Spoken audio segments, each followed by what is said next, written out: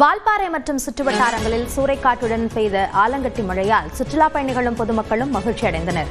இதுகுறித்த கூடுதல் விவரங்களை நம்முடைய செய்தியாளர் சக்திவேலிடம் கேட்கலாம். சக்திவேல், விவரங்களை பதிவு செய்யுங்கள்.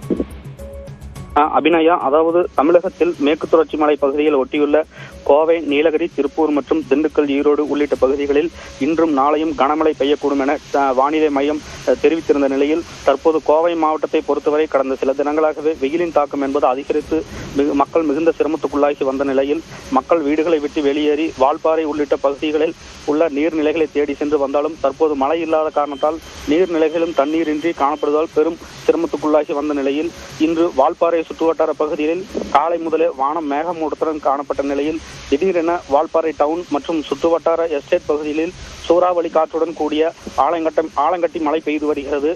வால்பாறை பகுதிகளில் சிறிய ஐஸ் கட்டிகளுடன் கூடிய ஆலங்கட்டி மழை பெய்து வருவதால் வெப்பத்தை தணித்து குளிர்ச்சியை ஏற்படுத்தியதால் தற்போது கோடை பள்ளி விடுமுறை மற்றும் மே தினம் விடுமுறையால் வால்பாறை பகுதிக்கு வந்த சுற்றுலா பயணிகளும் உள்ளூர்வாசிகளும் மிகுந்த மகிழ்ச்சி அடைந்துள்ளனர். அபிநயா,